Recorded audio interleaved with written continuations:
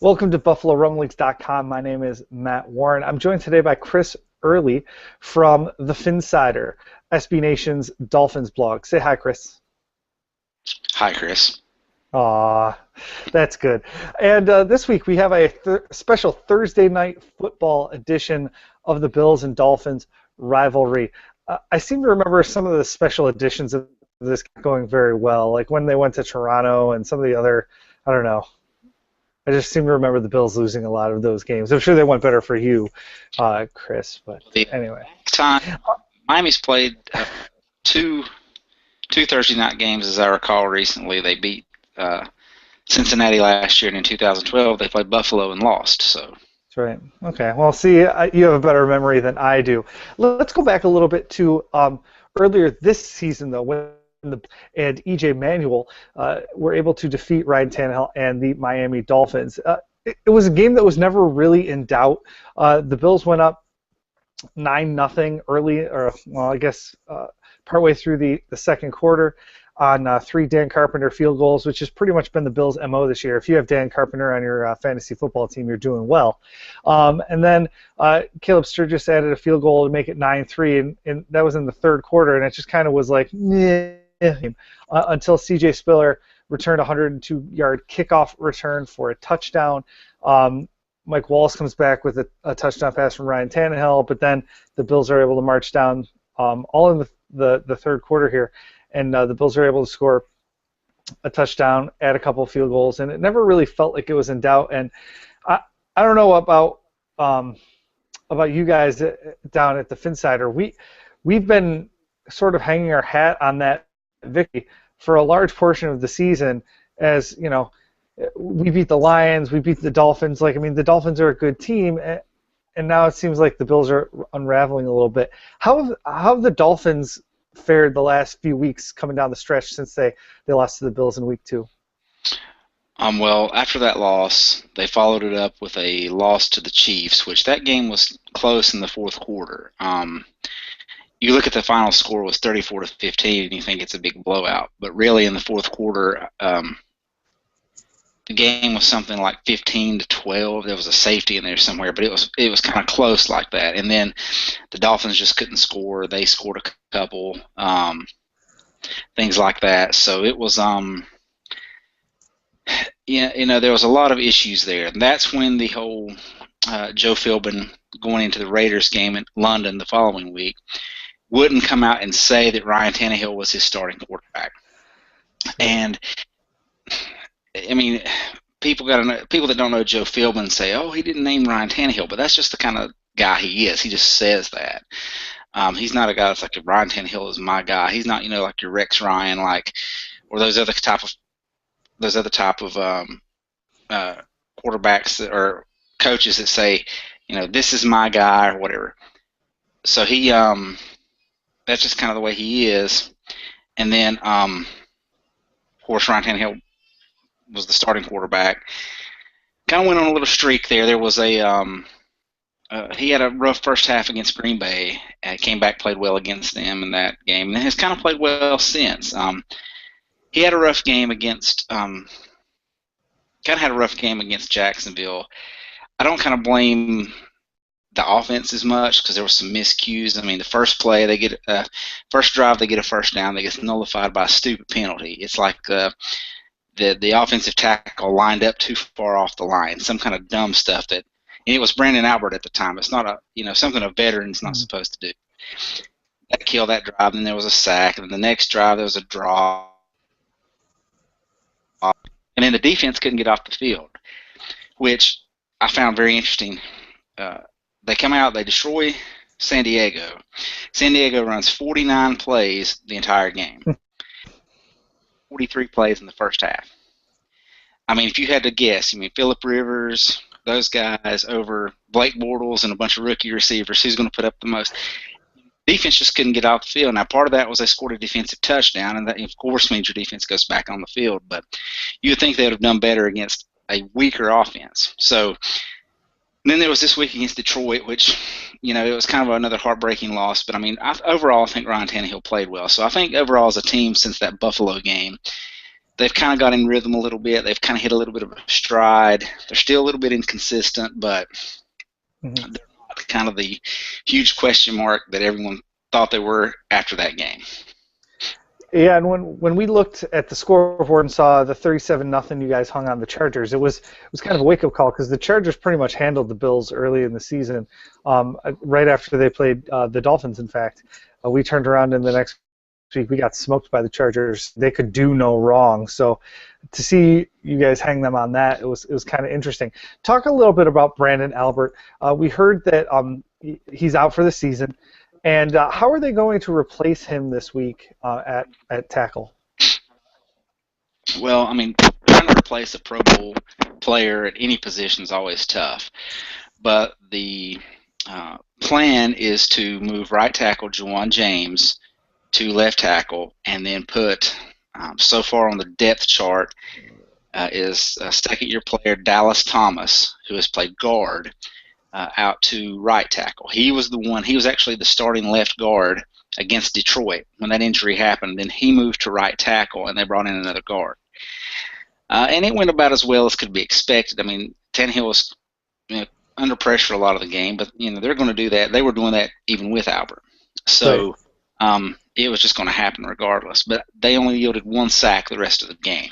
And Tannehill had some good plays where he broke out of some potential sacks there. But overall, I think it went about as well as could be expected. And looking at that game, I mean, there was a drop touchdown, a pass defense touchdown at the end that could have made it 20-13 as opposed to having to settle for the field goal. So Miami was still very much definitely in the game.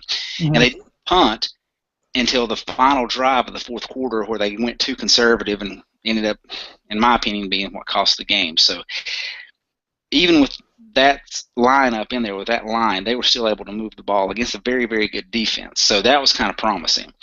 Juwan James has been a career right tackle, but if you read a lot of the stuff about him pre-draft, a lot of it said that he's got the athleticism, the size, the length to move to left tackle, and can be a good pass blocker. Actually, most of the stuff I read said his weakness was in run blocking, which is what you kind of expect more from a right tackle. So Dallas Thomas,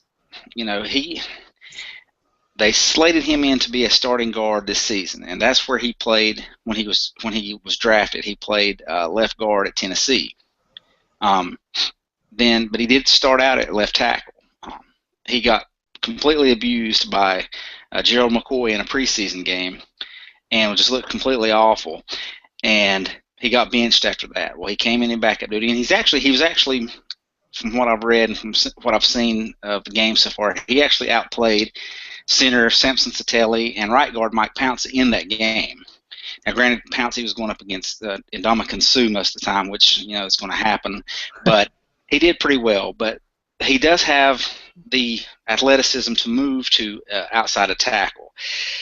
The big question mark there is going to be, from my perspective, thinking about this, I was thinking about this today, the Juwan James can handle speed rushers. I think he's going to be fine going up against a guy like Jerry Hughes, and he did well going up against Mario Williams in the first matchup. I think Dallas Thomas will be fine with some speed rushers. The difference with him is I think he lacks he's going to struggle against power, and Mario Williams is a guy that can convert speed to power. He can come off the edge and just, instead of just blowing by you, he can bull rush into you. So that's going to be a question mark. Deion Sims, our tight end, blocking tight end, has been.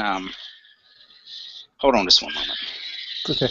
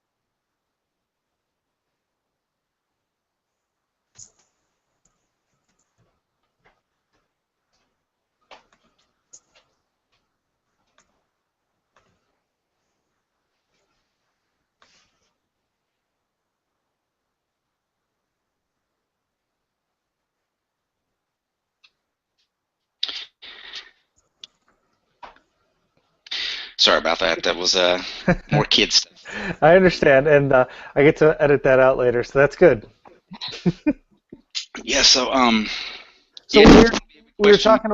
talking about the pass rush, and one of the things that the Bills the Dolphins actually were able to do earlier this year is hold the Bills right around their average. The Bills had 4 sacks in the first game. They've got 36 sacks, I believe, through their 9 games, which is what four games. So they were able to let's go back and look and see who had them. It was Stephon Charles, Jerry Hughes, Kyle Williams, and Mario Williams. Now Marcel Darius has been an absolute beast. He's got 10 sacks so far this year from the defensive tackle position. The shakeups on the Dolphins offensive line have to be at least a little bit worrisome to Ryan Tannehill first and foremost, but to Dolphins fans and Dolphins coaches.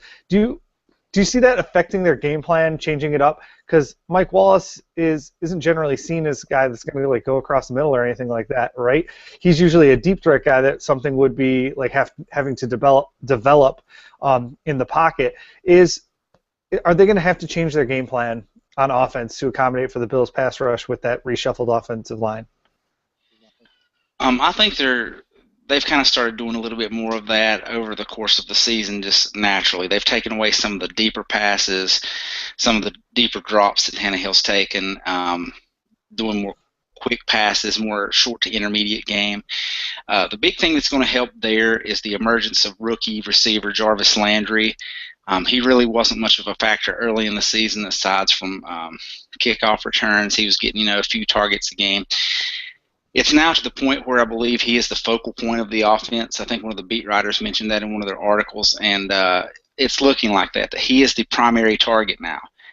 He received more targets than all the other receivers this last game. It's looking like he's the guy that Tannehill's looking for, which is going to help out because what he does best so far is gain yak. He's going to catch the ball short and gain yards after that. So they're going to use that type of game to neutralize some of the pass rush. They did that against the Lions, and any team that has a pretty good defensive front that can get pressure without having to blitz, that can leave guys back in the secondary, they're going to run those plays to guys like him. They're going to run those slants, quick hitches to Mike Wallace, wide receiver screens, things like that. And then they're going to take their shots downfield when they can. I think early on you're going to see them attempt to run the ball more. I think you're going to see them do the short passing just to see how the tackles hold up. If they start playing well, then you're going to see more of the deeper passes, deeper drops from Tannehill. But I think at first they're going to start with the shorter stuff. So they've kind of been doing that, and it's been working. We've watched the Patriots for years dink and dunk teams down the field, and it works with success. But to do that, you have to have receivers that can create after the catch. And Miami's never really had that, or at least not in Tannehill's 2 seasons, or this is 3rd season. So with Landry stepping up, doesn't have the touchdowns, but he's got the catches. He's becoming that part of the offense. So look for him early and often to get those short passes and then try to create. They're going to put him in position to do that. Okay. On offense, what do you expect the Bills to be able to do to the Miami Dolphins defense? They rank pretty highly in points scored against them, yards against them, and in a lot of the different categories.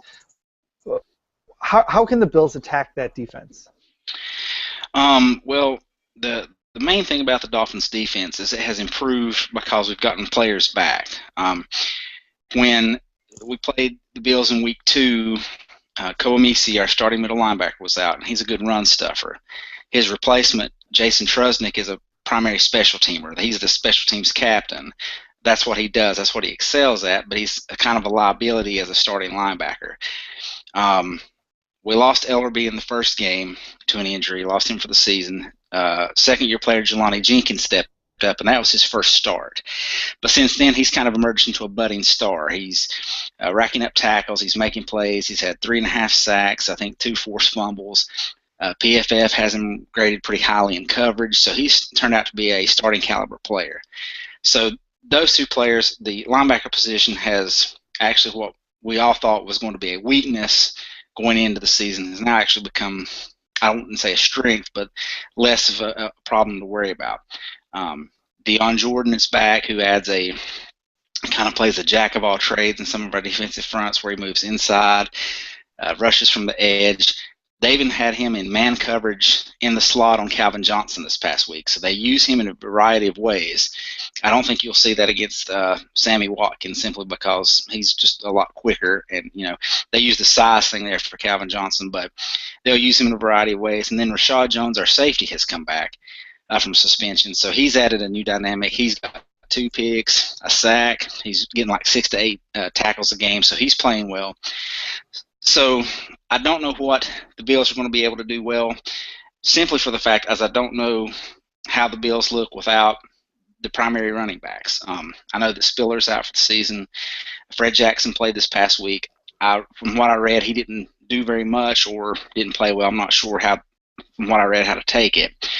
But it may have been he was limited due to injury. So if he's back healthy, he always gives us a problem. I think what you'll see is they're just going to try to get if I'm the Bills, I try to – Miami secondary is pretty good, but they play off the line of scrimmage, and they play kind of I don't want to say prevent defense, but they're basically like they're not going to press you. They're not going to get up in your face and make you beat them downfield. They're going to give up the short stuff. So I expect kind of what happened in the first game, just utilize the short dump-off passes to the playmakers and let them do their stuff in space. That's how I would attack this defense, especially when you got a guy like Sammy Watkins who is dynamic after the catch. I watched the game, the first Bills game on DVR. I didn't get a chance to watch it live.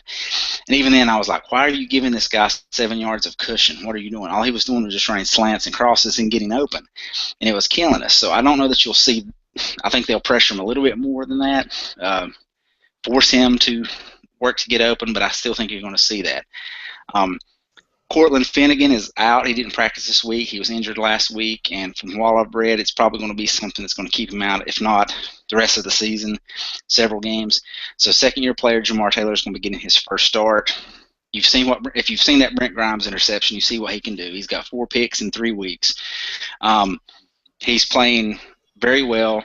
He's becoming a guy that teams are going to despite him having a good reputation as a good cornerback, teams still threw at him. Now he's becoming a guy that teams are throwing away from.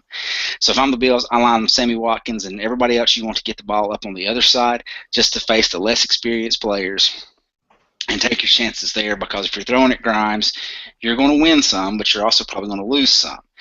And in the last game, the Bills, I don't think, had a turnover. But if you start throwing the ball to him and he gets a pick or two, then that can change the outcome of the game. And so I suspect they'll stay away from him and attack the second-year guys. Yeah, the biggest change between the first game and the second game, at least for the Bills, the running game is going to look completely different. Bryce Brown received a ton of targets in the passing game and got some carries, including ahead of having a big fumble on the goal line against the Chiefs. But Fred Jackson was limited because of injury. He played the first half and didn't see their snap the rest of the game. Maybe the last play or something like that. He was a guy that was chipping on Cameron Wake a lot in that first matchup that won't be around for this second one. Well, he'll be around. It's just a matter of how much he's actually going to be playing. At least in last week's game, and with only a couple days to recover, I highly doubt he'll do anything more than he did against the Chiefs. He was in on the third downs to do that kind of pass blocking, and he took a couple passes, dump offs on third downs and things like that. But he's not going to be the guy in there getting 15 carries a game or more like that against the Dolphins this week. That you're going to see Bryce Brown and Boobie Dixon getting most of those carries. And then, of course, the other big change is Kyle Orton is in instead of E.J. Manuel. But against the Dolphins, E.J. Manuel had an efficient day. Again, you said no turnovers. That's the recipe for success for whoever is at quarterback for the Bills. If they can manage the game, get it to the playmakers' hands like Sammy Watkins, Robert Woods, things like that, that's how they're going to win this game.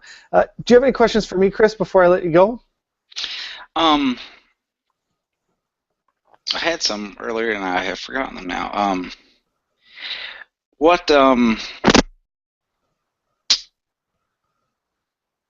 That's what happens when you have kids. You just completely forget stuff. It's late too, you know. It's Um, I have kids. Given the thing you mentioned about Kyle Orton, um, do you think at any point in time that the Bills will go back to EJ Manuel for any reason? A lot of people wrote him off, kind of, oh well, he's been benched, but a lot of that was, the coaches had to win now. Mm-hmm. So let's say the Bills make the playoffs, win a playoff game, make it to the conference or the divisional round or whichever. Sounds awesome. Sign me up. So let's say that happens. Do you think that they would say, all right, we earned enough good favor, we can go back to Manuel now? Or do you think that he's going to be, kind of like Mark Sanchez was in New York, just when you're gone, you're gone? Well, I don't think it's necessarily going to be like that because he's going to be on the roster at least through next year, I would think, just because he's cheap. But I don't think if the Bills go to the playoffs with Kyle Orton as the quarterback for the first time in a decade and a half that they're going to let Kyle Orton not starting quarterback of the team next year. So I think those are kind of two different questions. I do see several scenarios in which E.J. Manuel could become the starter for the Buffalo Bills. Even if you take out injury, if Kyle Orton leaves, if you get a different coach coming in, there's a lot of different kind of variables. E.J. Manuel is going to be on the team in training camp next year. He's going to be on the team in the preseason, and he's probably going to be on the team next season.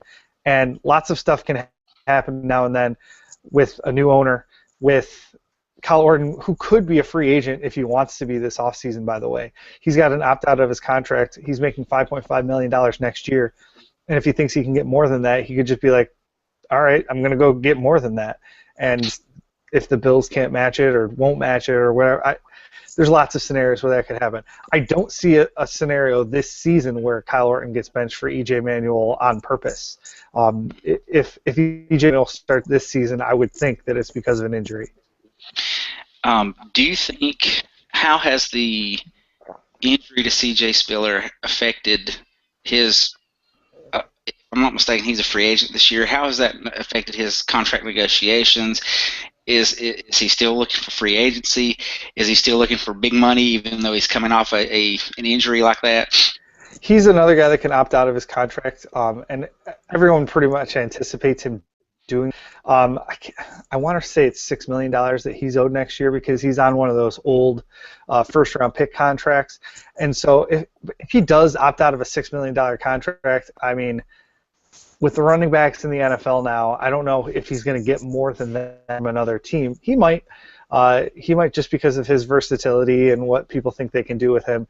I'm sure he's very talented, and I'm sure he's very confident in that talent. So if he wants to, he can opt out. Everything before this said, yeah, he's probably going to opt out. I don't know if that's the case anymore just because of the injury. He's on IR, designated to return. We're hoping he's going to be back for the playoff run. So just throwing that out there too. Yeah, and it's kind of interesting. A lot of Dolphins fans are thinking this game is kind of a must-win, which in a sense it is. I mean, it is. It's a must-win. It's not a make it or break it game. Well, we're not exactly going to make it, but it could definitely break it. If the Dolphins go down 2 games in the division to the Bills, if they go down a tiebreaker to the Bills, there's just probably not a whole lot of coming back from that. And if the Bills go tie the Dolphins and then they're back into the scrum, well, they would be behind the scrum. They already are down a tiebreaker to the Chargers and the Chiefs. Now they'd be tied with the Dolphins and at mercy of the division tiebreaker. It just becomes such a huge... It's a break game. It's not necessarily a make it game. That's how I've been terming it. Yeah, I think I think a lot of the Dolphins fans were thinking this Detroit game was a must-win. Which one of the some guy I read or watched a video of said basically Miami needs to go 2-2 over this next stretch in order to kind of stay in the playoff run, which they kind of predicted. Just looking at it, you would think.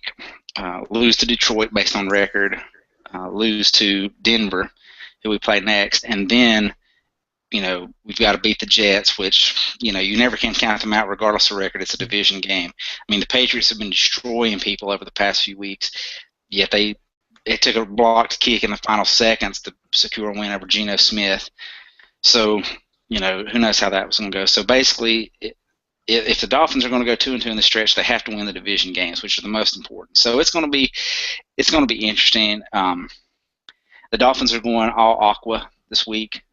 Aqua jerseys, aqua pants, Can't like they wait. did in the Monday night game against the Chicago Bears when Ricky Williams ran for like a bajillion yards. So that's just one of the things that's come out about this week.